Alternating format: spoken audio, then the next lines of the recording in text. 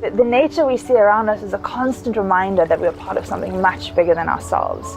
We are part of an intricate web of life to which we are inextricably linked. And in Africa, we're facing a huge amount of urbanization. In fact, by the year 2030, 90% of the world's population will be living in cities.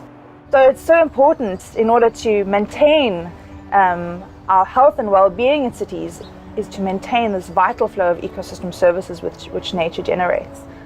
Nature, or biodiversity, helps to regulate climate. There are places of habitat for species. There are also places of recreation and spiritual and aesthetic importance.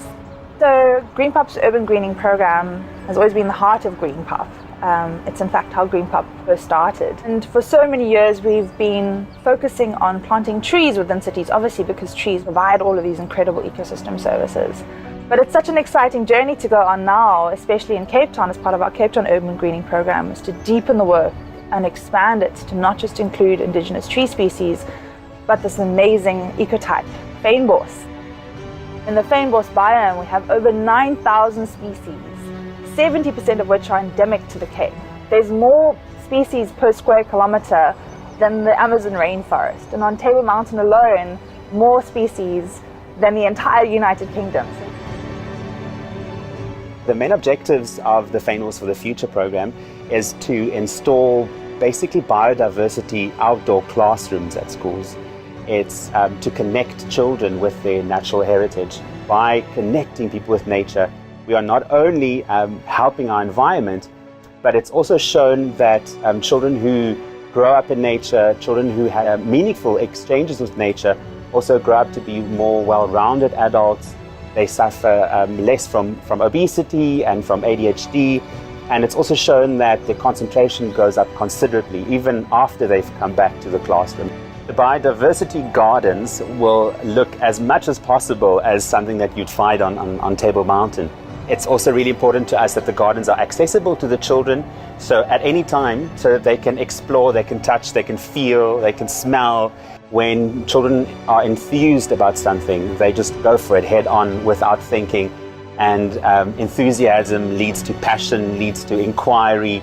The way we hope that this program benefits the local community is just having the community pull together and engage with one another, engage with their environment, and be proud of where they're from and where they are.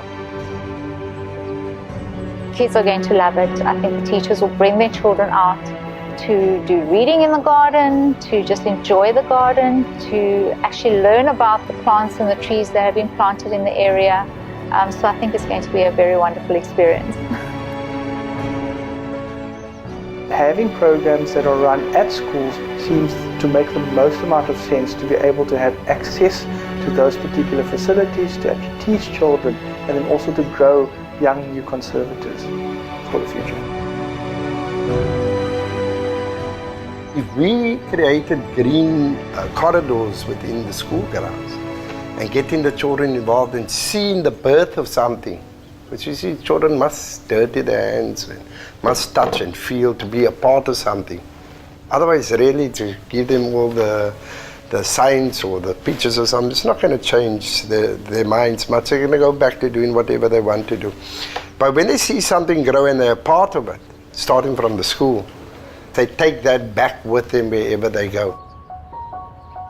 My favorite part of today was learning all these different plant names and just being outside instead of inside of the classroom all the time.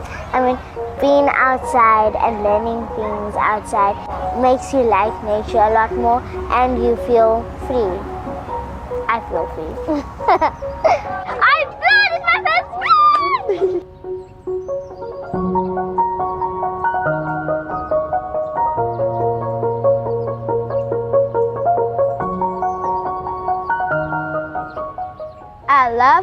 I love my new garden because then we can make it bigger and that I can learn outside and more about plants.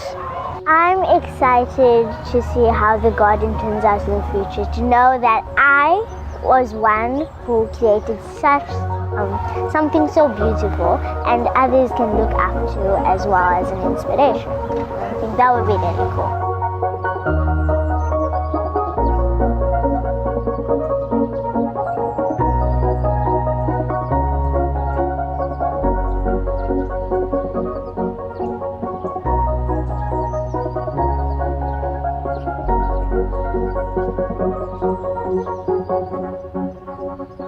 if you take a look at Kirstenbosch is one botanical garden. And people scream about, how do we get more people to Kirstenbosch? And I have a problem with that. I'm saying, but wait, that doesn't make sense. How do we get more Kirstenbosches to the people? Now that should be the thinking. How do we redevelop on the doorsteps of where people live?